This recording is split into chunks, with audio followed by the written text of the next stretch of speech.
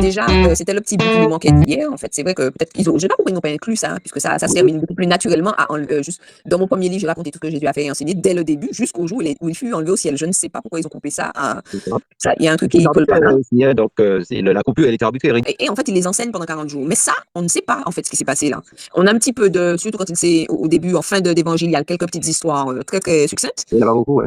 mais il y en a pas beaucoup. Alors que pendant 40 jours, Jésus est littéralement, après sa résurrection, donc ça, c'est quand même extraordinaire, resté avec eux et ils ont parlé, voilà, il les a enseignés, tout ça et Luc est en train de dire: «Beh, justement, moi, j'ai récupéré tout ce qui a été fait pendant son ministère, après sa mort et jusqu'à ce qu'il soit enlevé». Mais non, en fait, il y a pas grand-chose de ces 40 jours-là. Bon, D'accord. il donna des instructions, donc voilà, pendant ces 40 jours-là.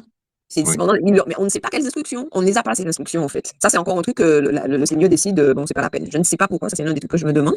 Par la puissance du Saint-Esprit, à ceux qu'il avait choisis comme apôtres.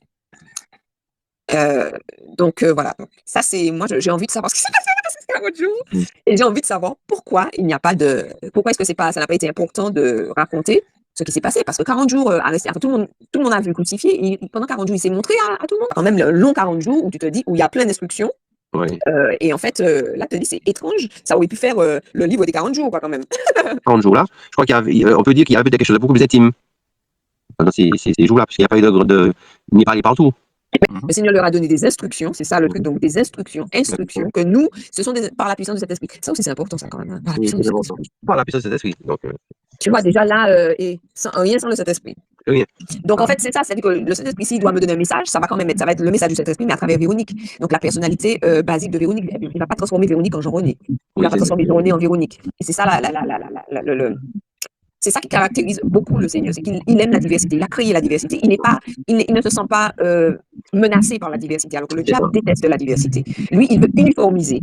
Tout de suite, le truc est placé, la puissance du Saint-Esprit, puisque ça va être le livre du Saint-Esprit, comment gérer, parce que Jésus est parti, c'est le Saint-Esprit qui est là, qui a été donné, et c'est lui qui va nous conduire, c'est lui qui conduit la première église, c'est lui qui inspire la première église, c'est lui qui dirige la première église. Le Saint-Esprit dit, va là, ne va pas là, fais ça, ne fais pas ça, le Saint-Esprit. Donc ça, c'est très important qu'on comprenne à travers, donc il y a l'intercalage là entre les deux trucs, donne Ouais. des instructions par la puissance du Saint-Esprit, alors qu'en fait, Jésus n'a pas besoin.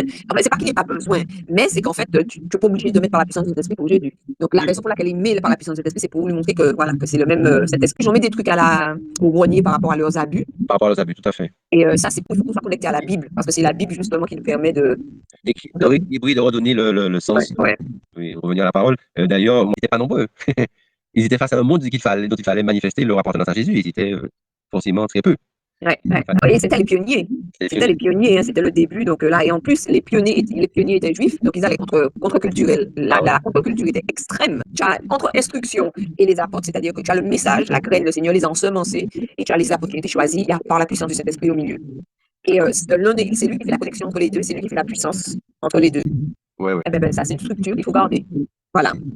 Voilà. Donc, tout est très basé euh, dans nos églises modernes, de façon générale, hein, on va dire, par l'instruction. Hein, il y a eu un moment où le diable a récupéré, ça va être que la parole, la parole, la parole, la parole, la parole, la parole, la parole. Donc, c'est devenu intellectuel à un moment.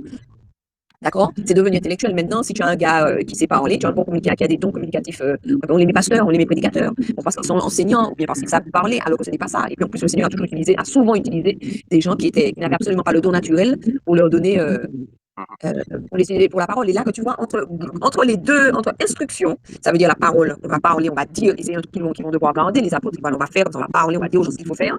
Et le ministère, c'est-à-dire qu'on va donc faire, on va pas seulement écouter, on va aussi mettre en pratique et devenir donc des apôtres, il y a des actions. La puissance du Saint-Esprit est au milieu, il ne faut pas oublier ça, c'est très important dans la structure de l'Église. C'est lui comme structure, mettez le Saint-Esprit, pas oublier le Saint-Esprit, là, c'est lui qui est au milieu, c'est lui qui fait l'équilibre entre les deux. Ce qui s'est produit, comme tu disais, c'est qu'il y a surtout une sorte de, de mise sur le strapontin de la prédication de prédicateur. Voilà. Et on intègre, c'est ce qu'on a vérifié, on va en parler peut-être à une autre occasion, certains enseignements, on les gobe et on les accepte sans avoir vérifié la parole et sans avoir échangé. Pourquoi je pense ce que je pense? Est-ce que ça vient vraiment de la Bible? Le monde est aveugle. Tout à fait. Le monde est aveugle. Donc, tu peux parler tant que tu veux, et les gens peuvent dire oui, oui, oui, oui, oui. Eh ben, ils peuvent dire oui le temps que, voilà, quoi, ils entendent, c'est comme la parabole des grains, là.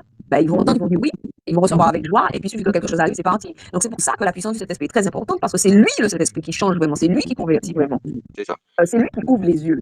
Oui. Parce qu'il ne faut pas oublier que c'est spirituel tout ça. C'est, voilà, le monde est aveugle. Donc, on a besoin d'une puissance supérieure à simplement être un bon communicateur, un bon instructeur, un bon enseignant, à pouvoir gérer l'onglet de la parole très bien, pour pouvoir convaincre les gens. À un moment donné, la vérité, les gens, déjà, on y est dedans. Ça fait un moment qu'on y est dedans. Mais la chrétienne, on est aveugle aussi. On a des niveaux d'aveuglement aussi. Donc, fois, on a des blind spots, comme on dit. C'est que les gens repartent changer ou avant une envie. Tu sais, quand les gens partent de culte, on va dire, par contre, notre système culturel, un culte, il faut qu'ils arrivent chez eux, qu'ils ont encore plus envie de lire la Bible. Exactement. Il faut que ce que tu aies donné aux gens, c'est ah, j'ai envie encore plus de Jésus. C'est pas ah ouais, j'ai reçu des paroles, il a bien parlé, mon Dieu, c'était bien structuré, c'était 1, 2, 3, 4, 5. Non, c'est je rentre et j'ai encore plus faim. Et ça, c'est l'œuvre du Saint-Esprit. Exigence de l'assistance du Saint-Esprit dans tout ce que l'on fait. Parce que ceux qui sont amenés à porter une parole, une instruction du Seigneur, doivent avoir cet impératif de te dire Seigneur, par ton esprit et moi, parce que c'est lui qui ouvre les yeux et les oreilles et les cœurs des uns et des autres. On a besoin d'une puissance spirituelle. Pour briser l'aveuglement, comme avait dit Jésus, il y a un voile, comme j'ai dit Moïse, il y a un voile devant leurs yeux. Très bien. L'exigence de l'assistance du Saint-Esprit, ça sera le titre de cette, Ouais. de cet échange, parce que c'est exactement ça. Moi, je trouve que là où, pas répéter, j'aime bien répéter, je peux terminer avec ce que tu as dit là, c'est parfait. Voilà.